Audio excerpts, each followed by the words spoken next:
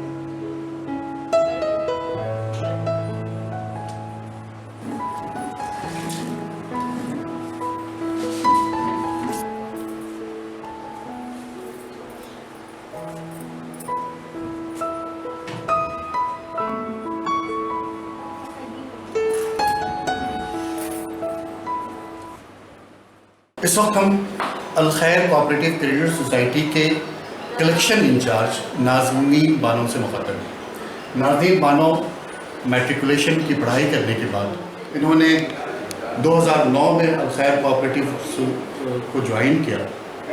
الخیر کوآپریٹیو کو جوائن کرنے سے پہلے جو صورتحال تھی وہ یہ تھی کہ 2002 میں ان کے شوہر کا انتقال ہو چکا تھا، 4 بچے تھے جن کی پرورش کرنی تھی۔ ایسے میں کسی سہارے کی ضرورت تھی اور وہ سہارا الخیر کی صورت میں نہیں نظر آیا۔ محترمہ نازنین بانو صاحبہ، آپ الخیر کی کلیکشن انچارج ہیں، یعنی اس سوسائٹی کی بیک بون آپ کہہ رہے ہیں۔ آپ نے 2009 سے لے کر اب تک جو خدمات انجام دی ہیں سوسائٹی کو، سوسائٹی کے لیے، آپ نے کیسا محسوس کیا ہے اس پورے سفر؟ اس سے میری بچوں کی پرورش، میری پرورش، رہن سہن بہت کچھ بدل گئی ہے اس سے۔ آپ نے کہا کہ 2002 میں آپ کے جی شوہر کا انتقال ہو جی گیا، جی اس کے بعد پھر آپ کو ضرورت تھی کسی ایسے ادارے کی جہاں پہ آپ کام کر سکے اور اپنی روزی اپنے صحیح جگہ پر ہمیں پہنچے، اور یہاں پہ جب جاب کیا تو ہم کو ایسا لگا کہ بہت اچھی جگہ پہ ہم نے پہنچ گئے ہیں، اور آج بھی میں محسوس کرتی ہوں کہ اس سے جگہ بہتر کہیں نہیں ہے۔ تو کیسے غریبوں کو فائدہ ملتا ہے، کیا آپ سمجھاتی ہیں؟ ان کو یہ سمجھاتے ہیں کہ دیکھیے گھر میں آپ رکھیے گا 10 روپیہ یا 50 روپیہ اپنے گھر میں رکھیے گا تو نہیں بچے گا، لیکن میرے یہاں جمع جب کر دیجیے گا تو آپ کا ایک پیسہ جمع ہو جائے گا، 3000 روپیہ 1500 روپیہ آپ نے 3-4 مہینے پر جمع کر لیے، وہ پیسہ جمع جب ہو جاتا ہے تو آپ کچھ کام کرتے ہیں۔ اور لوگوں نے ایسا ایسا کام کیا ہے، کچھ لوگ 50 روپیہ دیتے ہیں، کوئی 30 روپیہ دیتے ہیں، کوئی 100 روپیہ دیتے ہیں، اور 3 مہینے 4 مہینے کے بعد کہتے ہیں دیکھ لیجیے میڈم یہ اس میں کتنا پیسہ ہے، وہ پیسہ آ کے لے جاتے ہیں۔ آپ کے 4 بچے ہیں ماشاء اللہ، جی چاروں بچے پڑھ رہے ہیں، تو ان کے اخراجات آپ کیسے مینیج کرتی ہیں؟ میں یہاں کے پیسے سے جو ہم کو تنخواہ ملتا ہے، اللہ کا شکر ہے اتنا مل جاتا ہے تو اس میں ہم کر لیتے ہیں۔ میں چاہتا ہوں کہ تھوڑا سا آپ اپنا فیملی بیک گراؤنڈ بھی بتائیں تاکہ ہم دوسرے لوگ جو آپ کو دیکھنے والے ہیں، جو آپ کو سننے والے ہیں، وہ حوصلہ پا سکیں کہ کس طرح آپ نے بہت سخت حالات کا سامنا کرتے ہوئے اپنے آپ کو کھڑا کرنے کی کوشش کی۔ ہم جب کام کرتے ہیں تو ہم کو مطلب کچھ اچھا نظر نہیں آتا، لگتا ہے کہ بس ٹائم سے اپنا کام کریں، جب کام کریں گے ہم تبھی ہم آگے بڑھ سکتے ہیں، یہ نہیں کہ وہاں جا کر کے ٹائم پاس کریں، ایسا نہیں۔ ہم کو ٹائم ہوا ہم کو کام چاہیے، نہیں گھر میں اچھا لگتا ہے، نہیں کہیں بھی ہم رہتے ہیں تو ہم کو ٹائم پر اس وقت سے پریشانی گھستی ہے کہ نہیں اب ہم کو جانا ہے اپنے فیلڈ ورک میں۔ جب آپ شروع میں جاتی ہوں گی بہت زیادہ تجربہ بھی نہیں تھا، جی کچھ بہت زیادہ پڑھائی بھی نہیں تھی، معلومات بھی نہیں تھی، تو آپ کو کن سوالات کا سامنا کرنا پڑا؟ تو مطلب ہے کہ مارکیٹ میں بھی لوگ سپورٹ کرتے تھے، لوگ سپورٹ کرتے ہیں اور لوگ بتاتے بھی ایک دوسرے سے کہ ایسا ہے تو کھلوا لو، ٹھیک ہے نا، اور لوگ ہم سے پوچھتے ہیں تو اس کو بتاتے ہیں کہ ایسا سے بات، اس سے لوگ نہیں ہیں۔ الخیر کوآپریٹیو کا نام پہلے سے لوگ جانتے ہیں یا آپ نے بھی اس کو متعارف کرایا ہے؟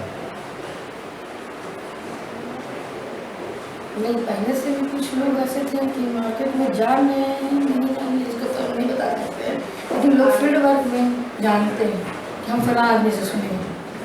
آپ جب جاتی ہیں آپ لوگ سے کہتی ہیں کہ 10 روپے 20 روپے 50 روپے 100 روپے آپ ہمیں جمع کریں، وہ سوال کرتے ہیں کہ ہم کیوں جمع کریں جبکہ ہم اگر بینک میں جمع کریں گے تو اس کا فائدہ ہوگا، تو آپ ایسے لوگوں کو کیسے سمجھائیں؟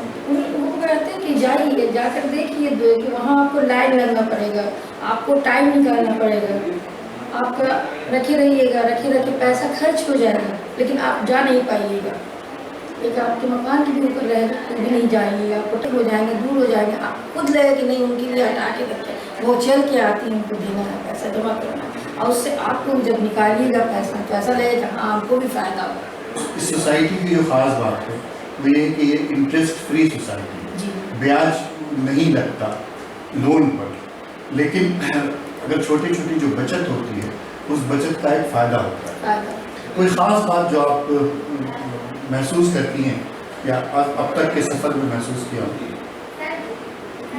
وہ ایک ڈر لگ رہا تھا کہ مطلب کہ ہم آ رہے ہیں پیسے کی وجہ سے ہم کو اس طرح سے دیکھ رہا ہے یا پھر بیگ چھین دے یا پھر کچھ ہو جائے. اب گاڑی میں جب تک ہیں تو لگتا ہے کون آدمی کس ڈھنگ کا بیٹھا ہوا ہے, یہ بھی نہیں کسی کے دل کے اندر تو آدمی نہیں گھسا ہوا. دن بھر کاروبار کر لیا انہوں نے, دن بھر کاروبار کرنے کے بعد ان کا جو پروفٹ بچا اس پروفٹ میں کچھ پیسہ ادھر لے جاتے ہیں اور کچھ پیسہ ہوا آپ کے پاس چلا. تو وہ وقت جو ہے آپ کا کروشیل وقت وہ میرے خیال سے شام کا ہی ہے نا, شام کا وقت ہی کرتے تو اس وقت مطلب ایک ڈلیوری کرتے ہیں شاید کرتے ہوئے جاتے ہیں. مطلب ایک بار کیسے سب کو ہم ڈیل کریں گے, ایک دو آدمی نہیں نا سر, یعنی کہ پوری مارکیٹ میں دیکھیے یہاں سے شاٹ ہے ہاٹ, پھر اس کے بعد آپ کو نیا ٹولہ ہو گیا, ٹولی ہو گئی, کوری ٹولہ, ملواٹی, جامن گلی, سیاہ مسجد گلی, بیٹو گلی, دوپٹہ مارکیٹ, وقت مارکیٹ, یہ آپ کو ہو گیا PMCH, سب لگاتار رہتا ہے. تو ایک بار میں ایک ٹائم ہی نہیں ہوگا, سب کا ٹائم ہوتا ہے یہاں سے یہاں تک اتنا دیر میں اتنا دیر تک. بہت بہت شکریہ ناظرین صاحبہ, آپ نے مجھ سے بات کی.